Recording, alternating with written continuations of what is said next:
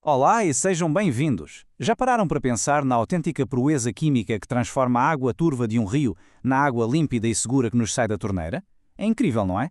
Pois bem, hoje vamos fazer exatamente isso, seguir a viagem de uma gota d'água e desvendar, passo a passo, a ciência fascinante que está por trás de tudo. Vamos a isso!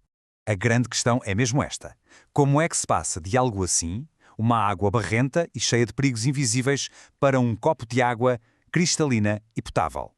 A resposta, meus amigos, está numa série de batalhas, autênticas batalhas químicas e físicas que são travadas dentro de uma estação de tratamento de água. Ok, então a nossa gota d'água começa a sua jornada lá no rio ou na barragem. E logo de início percebe que não está sozinha. Pelo contrário, vem acompanhada por uma montanha de problemas. Alguns vêm-se bem, mas os piores são mesmo os que estão escondidos. Esta água bruta, como lhe chamam, é basicamente uma sopa turva. Tem terra, tem matéria orgânica, mas o verdadeiro desafio, a grande dor de cabeça, são umas coisas chamadas coloides. Pensem nisto, são partículas mas tão pequenas que nem se veem, e são teimosas. Teimosas ao ponto de se recusarem a ir ao fundo sozinhas. Mas porquê? Porquê é que elas não assentam? A culpa é de um fenómeno da física absolutamente fascinante. A repulsão eletrostática. É como se cada uma destas partículas minúsculas fosse um ímã com o mesmo polo virado para fora. Elas simplesmente não se suportam, empurram-se umas às outras sem parar e por isso ficam ali a flutuar para sempre, deixando a água turva. Portanto, a primeira grande missão para limpar a água é mesmo esta, arranjar uma forma de acabar com este impasse. É preciso desligar esta força de repulsão para que as partículas finalmente parem de fugir umas das outras. E a estratégia para isso é um ataque químico direto. A lógica é simples. Se o problema é que todas as partículas têm a mesma carga negativa, então a solução é neutralizar essa carga. Parece fácil, não é? Na teoria, sim, mas na prática, isto é um exercício de química de altíssima precisão.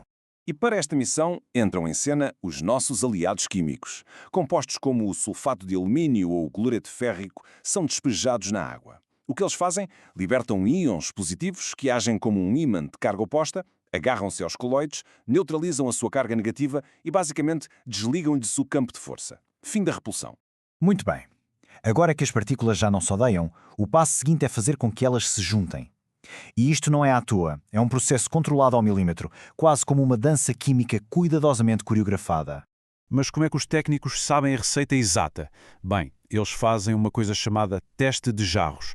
É como cozinhar, mas em laboratório. Testam diferentes doses dos químicos, ajustam a acidez, juntam os polímeros que funcionam como uma espécie de supercola e depois agitam tudo muito devagarinho para forçar as partículas a chocar umas com as outras e a unirem-se.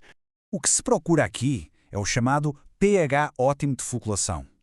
É aquele ponto mágico, o equilíbrio perfeito em que estes novos aglomerados, que agora se chamam flocos, ficam grandes e pesados o suficiente para que a gravidade finalmente consiga entrar em ação e puxá-los para baixo. Com os flocos formados, está na hora da grande separação. A química já fez o seu trabalho, preparou o terreno. Agora entra em campo a física para tratar do resto e limpar a água a sério. E como é que isto acontece? Em duas fases. Primeiro, a decantação. A água fica quieta em tanques gigantes e os flocos, que são pesados, vão simplesmente para o fundo. É só a gravidade a funcionar. Depois, a água que fica por cima, já muito mais limpa, passa por uns filtros enormes de areia, cascalho e carvão que agarram as partículas mais teimosas que tenham escapado. E pronto. Neste ponto, a água parece perfeita. Está cristalina, sem sujidade, sem nada visível. Seria fácil pensar, missão cumprida, certo? O trabalho está feito. Pois, mas não. Esta citação diz tudo. A limpeza visual é uma ilusão biológica. A aparência pode de facto iludir, porque a maior de todas as ameaças não é a que se consegue ver. É a que é completamente invisível. E é aqui que entramos na fase mais crítica de todo este processo, a batalha final. E esta não é contra a lama ou a terra, mas sim contra um exército de inimigos microscópicos. As bactérias, os vírus, todos os agentes nos podem deixar doentes. A diferença é crucial. O inimigo visível, a sujidade, foi derrotado com a física, com a gravidade e a filtração. Mas o inimigo invisível, esse exige uma arma muito, mas muito mais poderosa. Exige um ataque químico final e implacável.